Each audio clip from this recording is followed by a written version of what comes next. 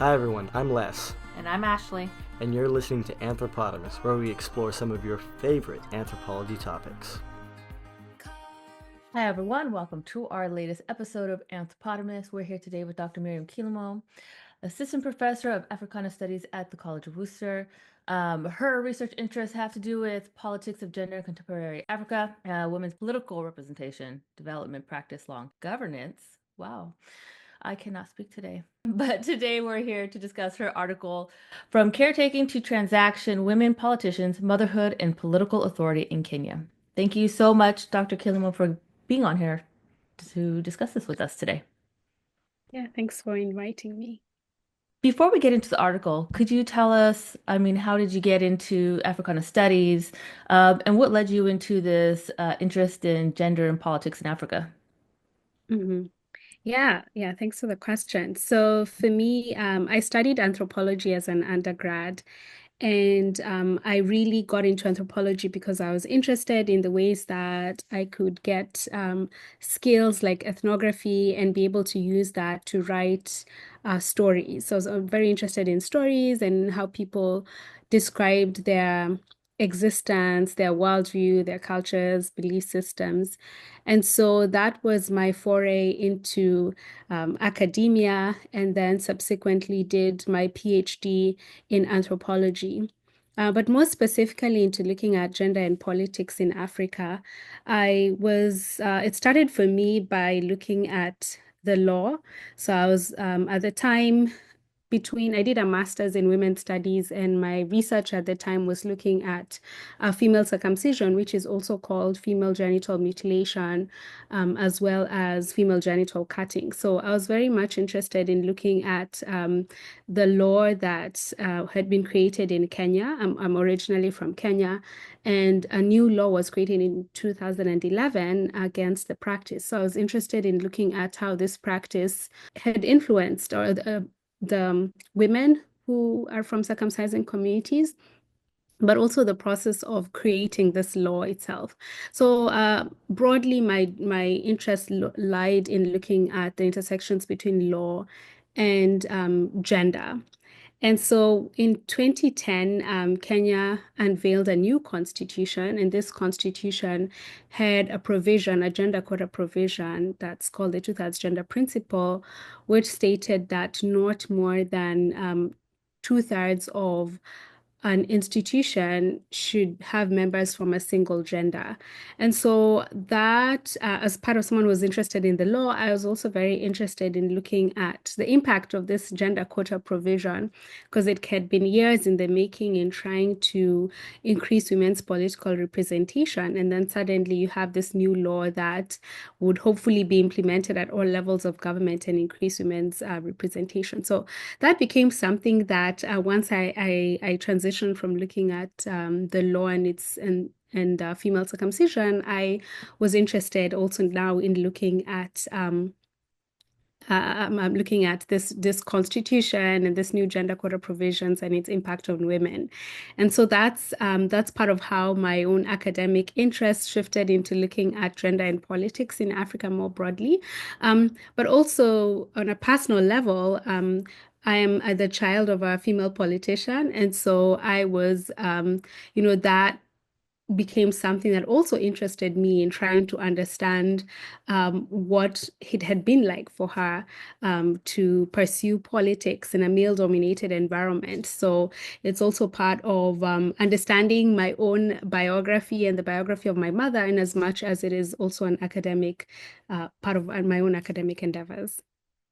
I was saying, discussing your background gave me another question, but I think I'm going to wait until we go further into the article to ask that. And before we dive even further into the article, can you explain the differences between how women are perceived within the African context versus the Western context? Because, in America, especially more so on the conservative side, it's like women must be mothers and should stay at home and not get involved in politics, which is very different than, how you present African women. Hmm Yeah, thanks for that question. And I would go further and say that it's really in terms of the dimensions of motherhood and in how that is very different in how it is represented in the African context vis-a-vis in different Western contexts. So this draws from a lot of work that has been done by various African feminist scholars who are keen to look at the distinctions between how motherhood is viewed in African contexts versus how it's viewed in Western contexts. And I would also add that I also draw on the literature by Black feminist scholars. So in the US, looking at the work of African American feminist scholars, because they also distinguish between how within the Black feminist context, how African American mothers have a very different orientation to motherhood compared to how white mothers would view that.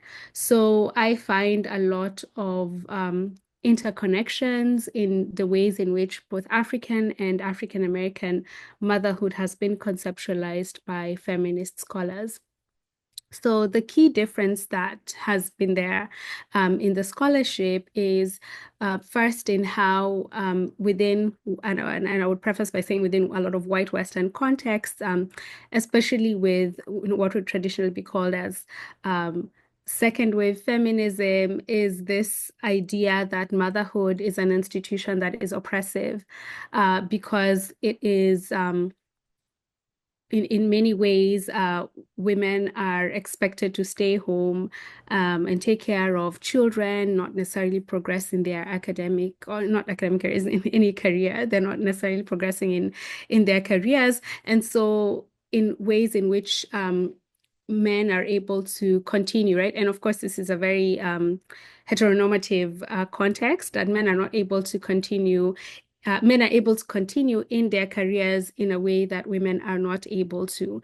And so a lot of scholarship, a lot of this scholarship was denigrating motherhood and saying as an institution or that was not supportive of feminist ideals. If the goal of feminism is the elimination of sexism, promotion of women's rights, then you have this institution that is really that needs to be critiqued, and because it is fundamentally detrimental, especially in the ways that it exists in the Western context.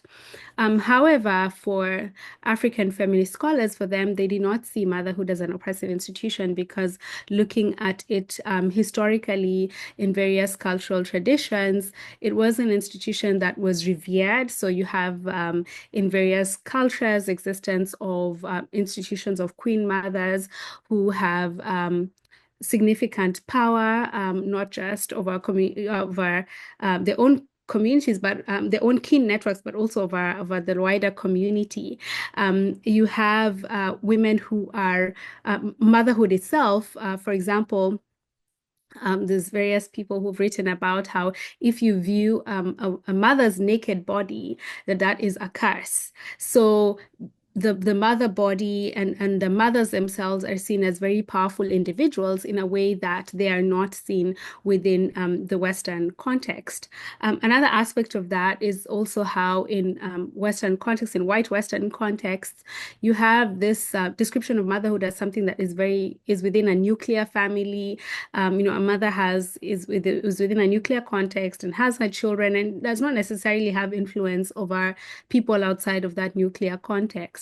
But then in African settings, as well as in African American context, and feminist scholars who've written about that, for them is also viewing motherhood beyond the nuclear context and seeing how mothers you don't have to have birthed a child in order to take up the role of being a mother, but then you have people who have influence within their community, they have influence within the extended family, because the role of being a mother is something that is seen beyond this nuclear context. So fundamentally, there's a very different understanding of how what it means to be a mother and how that role has been revered in African and Black contexts compared to how it has been within white Western contexts.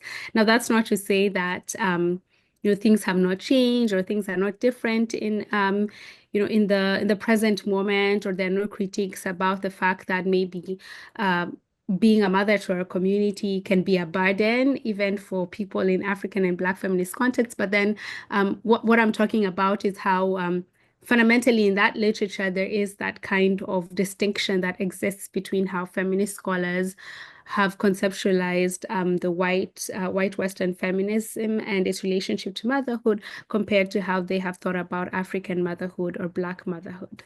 So this is slightly unrelated to what you were just saying, but I did want to ask about some of the difficulties that you had while you were doing your research. During your when I was reading your article, you mentioned that while you're doing some of the interviews, there were a few people who called into question what you're going to do for them and so on. And I wanted to give you the opportunity, if you don't mind, just to kind of expand. What kind of difficulties did you experience while you were doing your research? Mhm. Yeah. So I think, okay, so building off from what you have mentioned about people asking me what I'm going to do for them. So my research was on politics and, asking people about when I went to the community, I was keen to ask people about their relationship uh, with politicians and what they thought about women politicians in particular. And within the particular context where I was working, there is a lot of NGO activity. So there's a lot of non-governmental organizations that host a lot of events. So I even had as I was there and connecting with different local organizations, for example, I attended one where I ended up, suddenly becoming a rapporteur and writing an article for them that they could publish in online, just as part of giving back to the community and also just connecting with a local NGO. So because of that, a lot of these NGOs provide some kind of reimbursement either for transport or provide some kind of money for lunch. And so there is that expectation that if an individual is taking a time out of their day to come for an event, that they will be able to get something out of that, out of participating in that.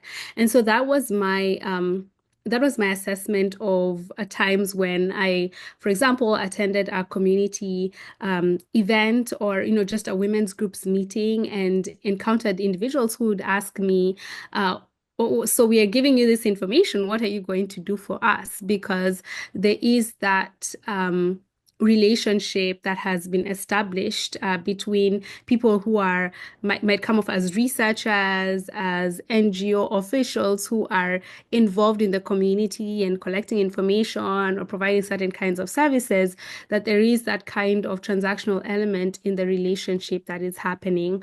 A second aspect of that was also because in some spaces access to some of these spaces was because I was going there with female politicians. And so there is that, which I talk about in the paper, there is that expectation that politicians are not just going to leave you empty-handed, that when they come, they're going to give you some kind of material resources, and more often than not, it's money. So they're going to leave you with money. So what about this person that they've come with who's their guest? They should also be able to leave something for the community in what they are and they're expecting from them. So that's I would say, it is I don't know if I would call it so much a challenge as a reality of doing this kind of research, this kind of political research. And, I think it's also valuable and it's part of what anthropologists do. And when we have gifts for participants, it is maybe it blurs some lines in terms of ethics and money. I've not sat down and thought extremely deeply about it, but I do think there's value in recognizing that I am collecting this information and I'm going to use it to publish this paper to advance my own career.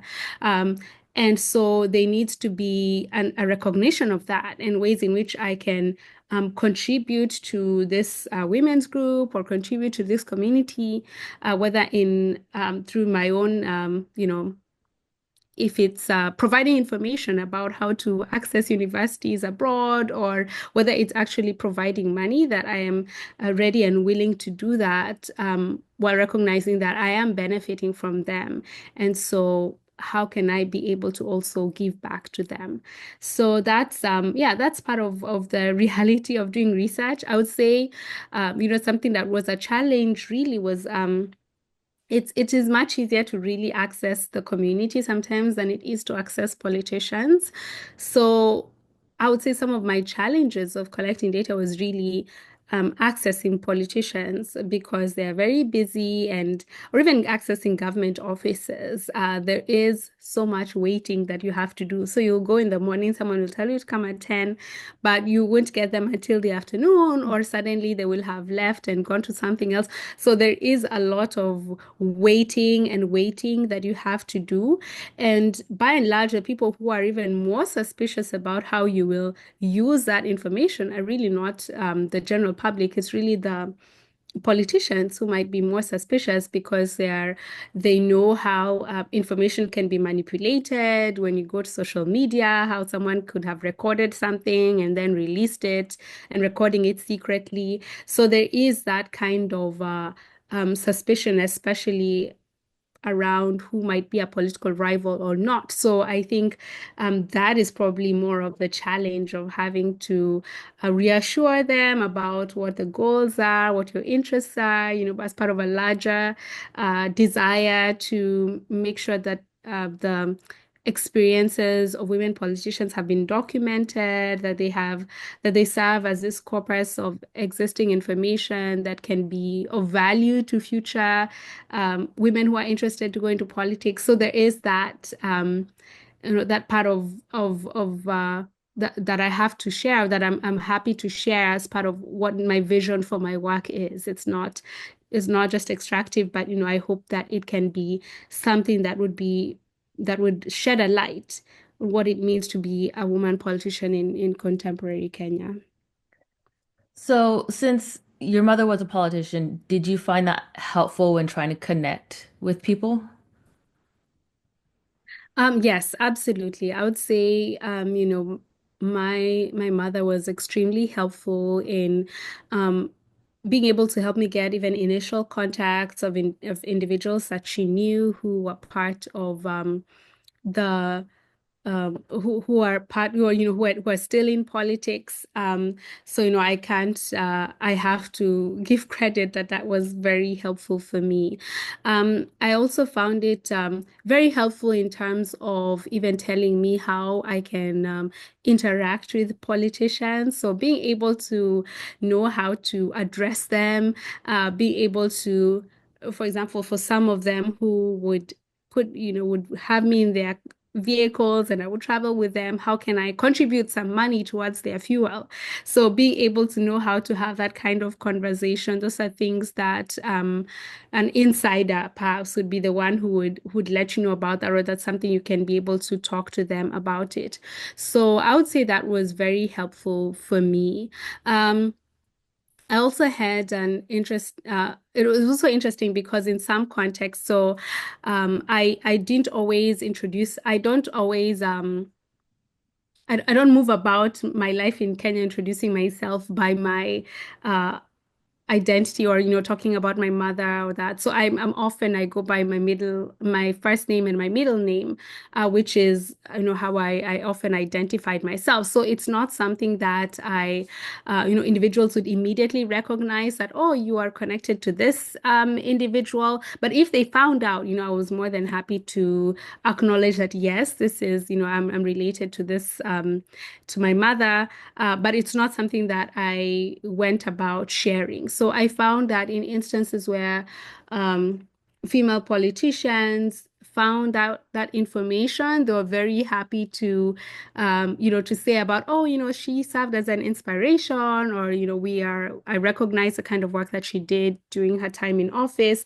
that kind um, of interaction would take place, right? So it would also, it's part of in my writing, it's part of something that I reflect on in terms of my positionality and how that changed depending on whether individuals found out about my mother or not, and how that perhaps led to certain conversations or not. So yeah, so I would say she was very central in helping me get initial contact, but also learn how to interact with different politicians. Yeah.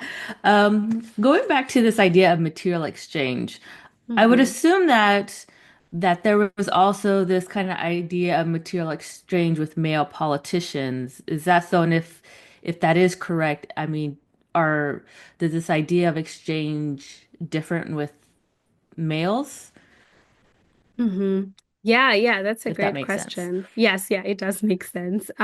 Yeah, so you're right in that observation that this material exchanges were not just happening between women, it was really an expectation for anyone. So anyone who stands up to declare themselves as a politician or someone who's interested in politics, there is that expectation that they would engage in material exchanges. So this would happen, especially in these communal events, which are called, they're usually called harambes in Kenya, which are just fundraising events. It's the name given to fundraising events. It would either be, perhaps it's building a community center, building a church, raising money for school fees, or raising money to meet medical fees. So any kind of or even funeral expenses. So a lot of families, communities engage in a lot of these fundraising events just to help to pool money together and resources for particular things. And so when you invite, a lot of politicians would be invited as guest of honors. And regardless of your gender identity, there was an expectation that you would give something towards the kitty. And then, of course, once they give money, they can be given a platform to talk, and often they would talk about perhaps the work that they have done in the community, or perhaps their interest in running. It really, a lot of times, it really depends on what time in the political calendar it is, or even denigrating their opponents. That's something that they can use that platform for. So a lot of times, especially over the weekends, this was an opportunity for politicians to move around in different places, and there's always that expectation. Whatever they do, they will give money, regardless of whether you are a male politician or a female politician, that they will engage in that kind of material exchange. So candidates, I mean, I would imagine they have a limit to what they can give. So when you have Hmm. numerous requests, how do you circumvent all those requests? Yeah. Yeah, yeah, definitely. I mean, that's something that they really talked about, especially the women that I was working with, the women at the subnational legislature, they do not have access to um, as much material resources as those who are, say, elected to the national legislature, because they are given, you're paid depending on your level. So, of course, those who are in the national legislature, they get more money than those who are in the subnational legislature.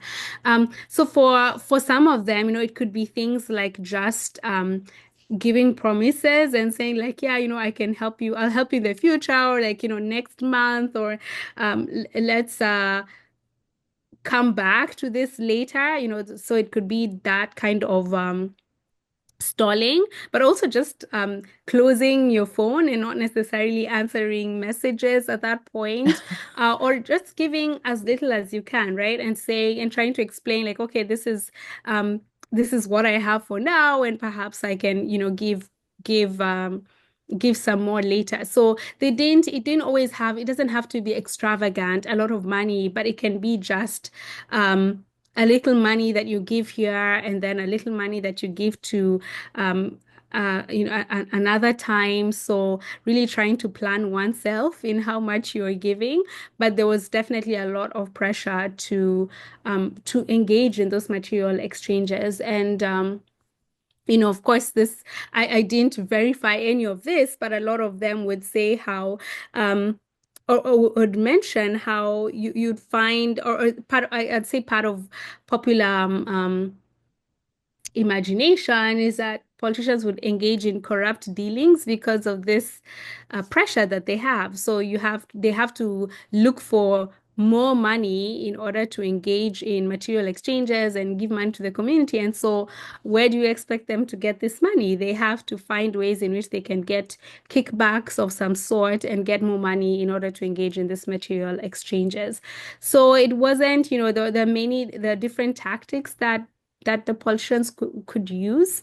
Um, but it was never easy. And I remember one who mentioned how because you would wake up in the morning and then find someone outside your house, perhaps waiting for you to help them in one way or another. So they had, you could end up just perhaps giving them the little you have, or if you have some food in your house, sharing the food with them. There are many different ways that if they didn't have the money, then they could respond to it in kind if they did not have money to give. You mentioned that a lot of times the political statement that women will make would be, Mama will use the money for the community and not take it to the bar. The undertone sounds like that men are typically not seen as reliable providers. Mhm. Did that come into play in any of your interviews, or was that more of a political term that was used just to kind of rally the public? Yes, yeah, I would say that that was more in terms of more used politically. So for many of the women politicians that I spoke to who were married, a lot of them mentioned how they had cordial relationships with their spouses, and their husbands were very supportive of their political careers. Of course, there were some who had been divorced, and some of them it was as a result of having not having that kind of support from their husbands. But it really wasn't a matter of money. It was more just, maybe cultural factors or other not really wanting their wives to be in politics, and also this idea of politics being seen as um, something that is very dirty, that is, that there's a lot of abuse that women face, a lot of um, violence. So not wanting to protect women from that. But the kind of rhetoric that was used, and the one that you quote, that was very much used in a lot of public forums because there is this, because of the image that people have about mothers, that mothers are caring, that they're going to take care of their families, they're going to sacrifice to the last penny to ensure that their children have food. That was something that a lot of women used to appeal to other women, especially women who are mothers, and saying that when I get these resources, because I am also like a mother like you, and because there's this communal understanding that mothers are fundamentally caring, that I will be able to use that money to care for the community in a way that we cannot trust men. And I would say that's not just, that's probably more popular discourse, popular understandings that, okay, men, especially if for single parent households, you'd find many times it's the woman who remains with her child, that men cannot always be trusted, right? That's general understanding, not just in the community where I was working, but I'd say, widespread in Kenya, that men, you cannot trust that you would get pregnant and then a man will be responsible enough to help care for the child. It's not something that we can completely trust, especially with the kind of modernization that's happened. There's access to alcohol and all of these other things that men are not necessarily trustworthy. So because of that popular understanding that women are, women who are mothers are caring for their children, that is something that women politicians can point to as part of showing how they're also reliable and how they can be trusted as politicians and as representatives for the community. So it sounds like it's more a trade on the positive reputation of women versus rather than a dig at the negative reputation of men. Yes, yes, yeah, yes. More about who women are. Yes, and less about I mean, yeah, it's still a dig at the men, but then because if they're running against men, right, they can say like, um, women in general, right? Women, we can trust women as a group. Women can be more trustworthy, right? So it may not be pointing out individual men, but just saying, let's vote for all these positions to be women because as a group, women are more trustworthy compared to men. Yeah, Les, we can't trust you. Um, so your time during your time there, are there any really memorable moments that you had? Yeah, I had many memorable moments. I think some of the ones that were quite fun was there was every year there's some annual games. So there inter-county assembly, the 47 different county assemblies come together and they engage in the soccer, what it's called football in Kenya, but soccer, there's netball, volleyball, Scrabble, so many different types of games, and they compete with one another to see who would win. And then you're crowned as the victor and everything.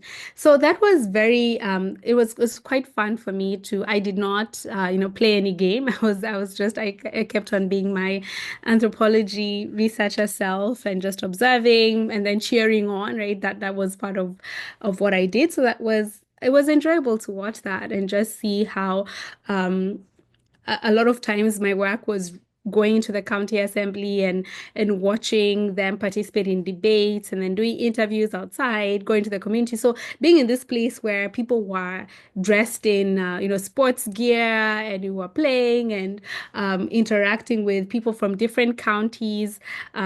It was actually a really enjoyable experience. And for me, I remember thinking about that I've come with this people from this different county assembly, and yet I'm not originally from there. My family is not originally from there. And then I meet people from where my family comes from, my parents come from, the representatives from there. And then suddenly they'll be like, "Oh yeah, you're not with us. You're with this other um, county assembly." So that was interesting to see the convergence of that I'm not originally from this place, but then I am part of this group that's playing this game, and I'm gonna cheer for them, right? I'm not necessarily going to cheer for this different county assemblies.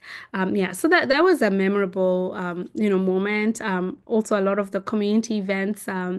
I've mentioned how I went for some of them and became was told, hey, can you be a rapporteur? Can you write a short reflection about the time here? That was nice to be able to just be in different events in the community and just participate in that and contribute in some kind of way, um, and be able to see how different the everyday life of the community, right? It's not necessarily the politicians and the work that they're doing. So those were memorable events for me that when I was doing my research. So, what's next? What are you currently working on or plan to work on next?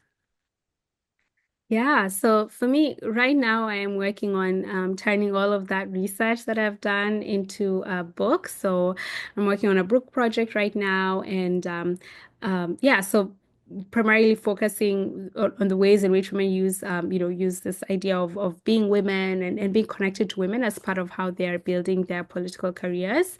Um, and also trying to follow up a little bit on the experiences of women because a lot of the women I was interested in, I was researching among were nominated. So they came into these positions through the political parties, and not all of them went into politics. So it's very interesting to trace or did not stand up for elective positions. So it's interesting to trace the reasons for that and how their experiences shift once they're in elective positions. So that's part of my project right now is really working on a book project out of that.